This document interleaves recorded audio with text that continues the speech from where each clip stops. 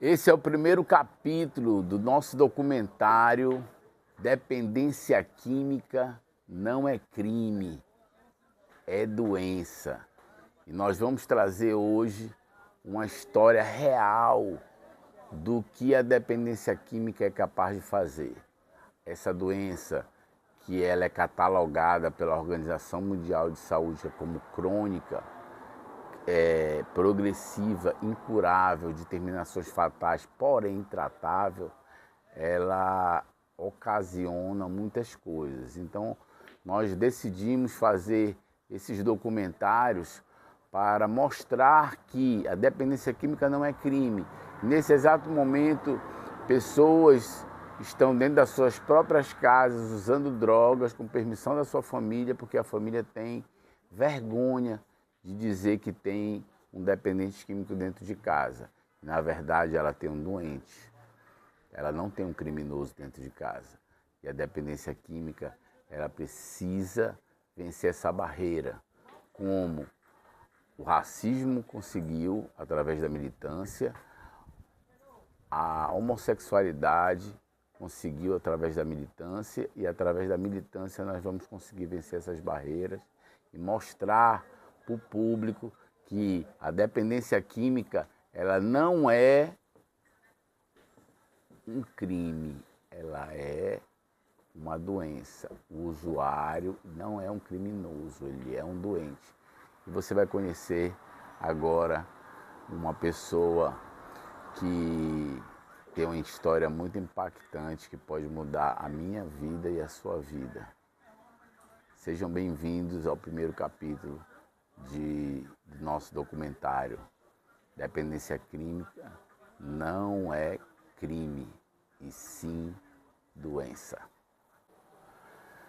Eu estou aqui hoje com a Joyce. Primeiro eu queria pedir a autorização dela para a gente poder fazer essa filmagem, que ela possa autorizar a divulgação dessa filmagem. Está autorizada? Meu nome é Joyce Cristina de Souza Vidal e eu autorizo a minha imagem para esse filme.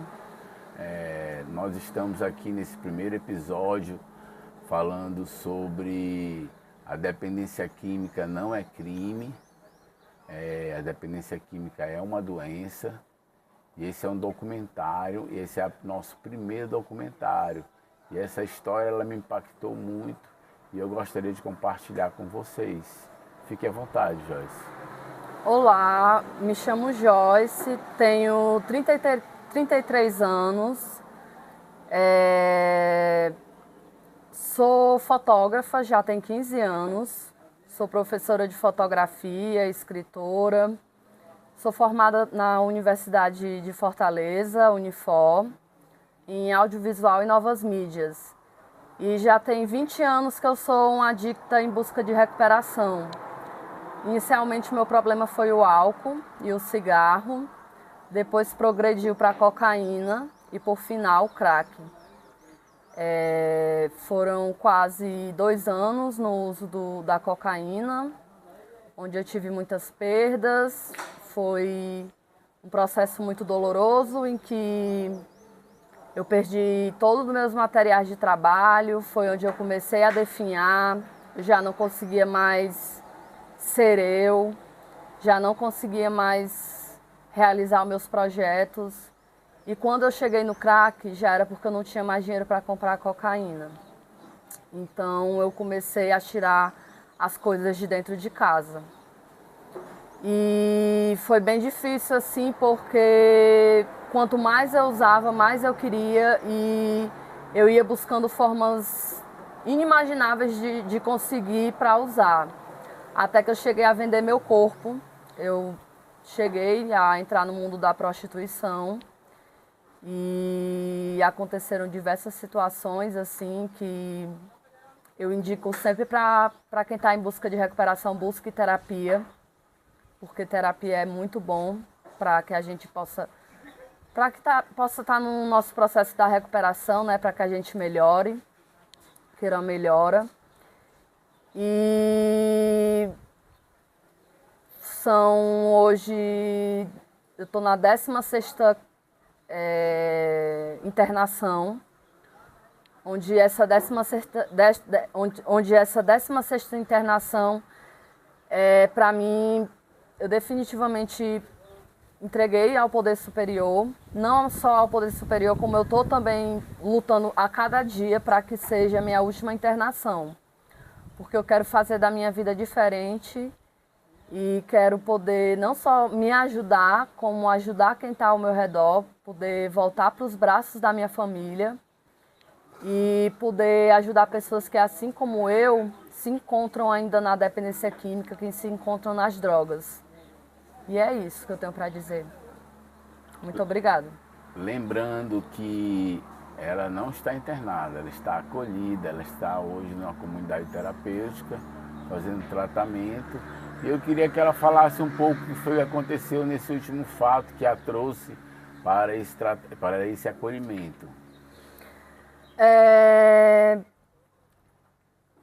Eu nunca roubei, minha mãe, a minha infância, o meu berço familiar, a minha família sempre me deu muito amor, nunca me faltou nada. Eu fui abandonada numa maternidade e minha mãe me adotou com 3 dias de vida. E eu tive uma vida muito maravilhosa, uma infância muito maravilhosa. Minha família que me adotou me deu muito amor, que é a mesma coisa que uma família de sangue. Para mim é a mesma coisa. E uma das coisas, dos princípios que a minha mãe, que a minha família me ensinou, é a não mexer em nada de ninguém. Nem no amiguinho da escola, nem na da própria família, enfim. E eu aprendi isso com muita excelência. Mas quando eu estava no uso, foi totalmente diferente, porque quando eu comecei a retirar as coisas de dentro de casa, eu já não me reconhecia mais. Eu não estava acreditando que eu estava tirando as coisas da minha casa para o uso. Eu nunca ia imaginar que eu fosse chegar nessa situação, até vender meu corpo e até vir o primeiro roubo. Parou. Então, eu não estava acreditando que eu estava tirando as coisas da minha casa, né, para o uso, até que veio o primeiro roubo, né? Eu fui fazer um PG é o programa, né? E eu estava muito alterada e o homem que estava comigo, eu não sei como eu posso dizer, ele foi bem grosseiro comigo, ele fez algumas coisas comigo que eu não gostei. E aí eu peguei o celular dele, abri as portas da casa dele e saí. E fui pra... Eu estava muito alterada, muito alterada. E eu, sem pestanejar, fui para um outro local, que era uma bocada. E de lá eu já troquei o celular por droga e já fui usar com outro camarada. Eu já estava em outra área já. E aí eu lembro de chegar em casa para minha mãe, né, falando: mãe, eu roubei, mãe, e eu nunca tinha feito isso, sendo que eu tirava as coisas de casa, então estava roubando, era roubo, né, também, pro uso. Só que eu só vim entender isso em uma das internações pelas quais eu passei, que quando você começa a retirar suas coisas da sua própria casa, no meu caso, eu que moro com a minha mãe, tirando as coisas da minha mãe, eu estava roubando a minha mãe. E eu não sabia, eu não entendia disso. Então, nessa situação, né, desse roubo, desse cara que eu peguei o celular dele, passaram-se uma semana, passou, e eu estava muito alterada, eu tinha usado muito. E foi a primeira vez que eu saí de casa sentindo que eu ia morrer. Durante todos esses 20 anos que eu passei por várias e várias situações de apagões na rua, de me encontrarem caída na calçada, de várias coisas. Essa foi a primeira vez que eu saí de casa dizendo: mãe, eu não sei se eu volto. Eu fui diretamente na área em que eu roubei.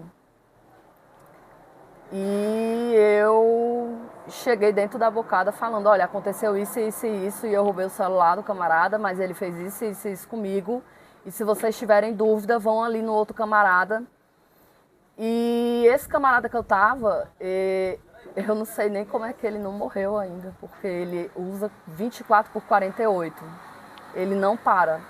E entra e sai de pessoas lá. E quando é fé, chega 4 homens e uma mulher.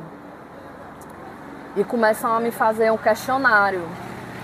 Começam a me questionar, começam a perguntar quem eu sou, de onde eu sou e tudo. E quando é fé, me colocam para falar com um chefão, o chefe deles. E eu tinha acabado de usar. Então eu estava muito alterada. Eu estava levando tudo, eu não estava nem aí com o que estava acontecendo. Eu saí de casa para morrer. Quando eu falei para minha mãe, eu acho que eu não volto. Quando eu fui para aquela área, eu disse o que eu disse, eu estava lá, eu estava só esperando eles. Eu acho que nesse dia eu queria morrer. Eu estava cansada de toda a minha vida. E aí chegou num ponto que eles só falaram assim, vamos aqui com a gente. E eu cambaleando, né, meio assim, fui.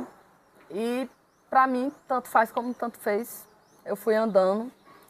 Quando eu cheguei lá, nessa local específico, em que eles me chamaram, tinham quase 10 pessoas com pau na mão, com ripa. E tinham com celular, foi quando um falou. E aí só veio uma paulada na minha cabeça e um prego entrou na minha cabeça.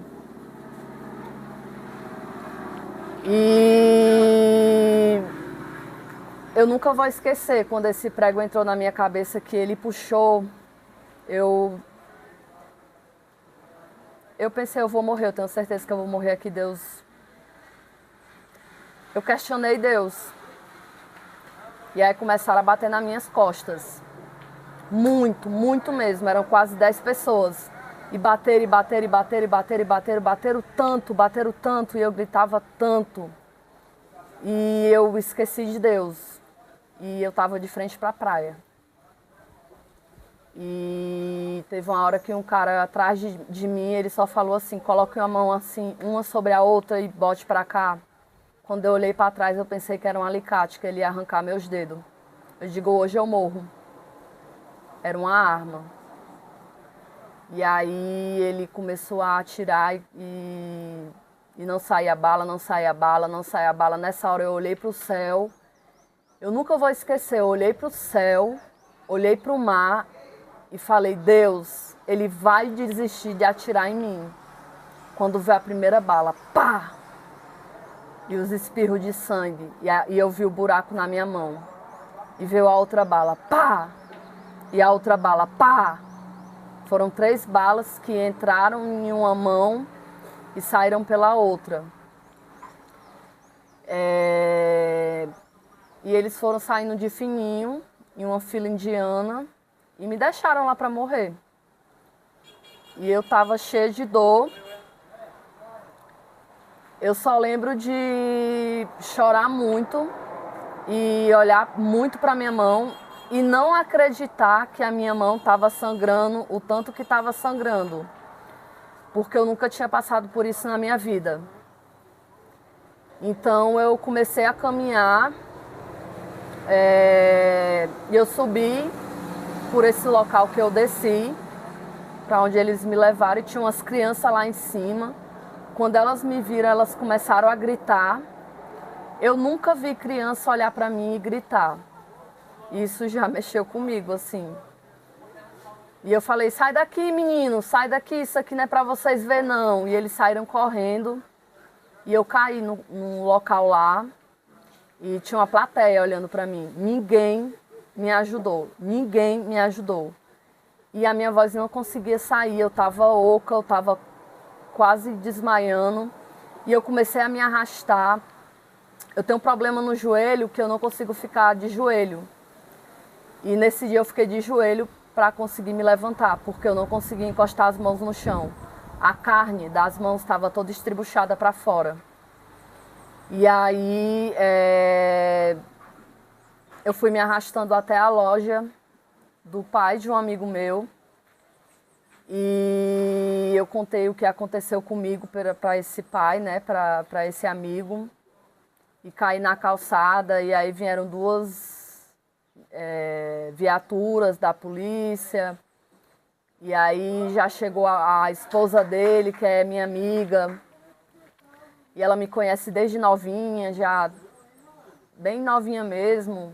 Ela, minha filha, o que aconteceu com você? E eu disse, atiraram em mim, bateram em mim, tudo. E ela que foi avisar para minha mãe o que tinha acontecido comigo. Então eu fui levada para o hospital IJF. E lá eu nunca tinha vivido assim uma noite de horror, que foi uma noite sendo levada na maca, com as mãos levantadas assim para cima, pedindo água, chorando, me dá água, tô com sede. E as médicas passavam por mim e diziam que eu não podia beber água porque eu ia me operar, ou então porque eu ia fazer o exame, porque eles iam ver a perfuração na minha cabeça do prego que entrou. Então, assim, hoje eu tô com 2 ferros na minha mão e eu confio plenamente no poder superior. Eu rezo todos os dias, eu acredito na minha recuperação. Eu vou voltar com o movimento da minha mão, mas o importante não é o movimento da minha mão, é que eu tô viva. Eu tô dando muita importância para minha vida, coisa que quando eu saí de casa e falei para minha mãe que talvez eu não ia voltar, que eu queria morrer, agora sem a substância, sem o uso, em recuperação, eu quero vida. Eu quero viver. Eu tô vivendo a cada dia como se fosse o último. E vou voltar. Essa minha mão ficou com a sequela da bala. Já está fechando. E essa outra ainda está enfaixada com os 2 ferros que eu vou tirar. Mas agora eu quero viver. Eu quero viver uma vida sem drogas. Sem drogas. E espero que essa minha mensagem chegue para muitas pessoas que possam iluminar essas mentes que acham que a vida não tem mais resgate, não tem mais jeito, que está no fundo do poço, não tem mais como subir. Tem sim como subir, tem como sair sim do fundo do poço. Só que não só. A gente precisa admitir que sozinho não consegue. Quando a gente admite primeiramente isso, que sozinho a gente não consegue e procura ajuda, esse é o primeiro passo para uma vida melhor. E é essa mensagem que eu tenho para deixar para vocês. É isso aí. Esse é o nosso primeiro episódio do nosso documentário Dependência Química não é crime, dependência química é doença. E hoje, graças ao poder superior, ela está em recuperação porque ela está tratando da doença dela. Ela não é uma criminosa, ela cometeu um ato criminoso e teve que arcar pelas consequências. Por isso, você que está aí, nos acompanhe, dê seu like se você gostou, nos siga, que nós vamos trazer outros episódios impactantes como esse, e dizer que uma moça dessa, formada, né, em fotografia, escritora, numa das melhores faculdades de Fortaleza, de uma família boa, ela passou por isso, qualquer pessoa pode. Se você tem um ente querido aí que está sofrendo por conta do uso de drogas, eu sei que muitas famílias têm vergonha de falar que tem um dependente químico dentro de casa, porque hoje as ruas estão cheias de moradores de rua, né? As ruas estão lotadas e essas pessoas, elas têm família. E é vergonhoso E vamos vencer essa questão da vergonha, vamos vencer essa questão do preconceito e vamos ajudar a salvar vidas, porque são profissionais, ela é uma profissional que ainda vai brilhar muito. Eu acredito que muitas coisas nós ainda vamos fazer juntos, porque ela é formada em fotografia e ela está me ajudando a fazer esse meu primeiro documentário. Obrigado pela audiência, aperta aí no joia, nos segue, dá o seu like e compartilha. Tamo juntos, funciona só por hoje.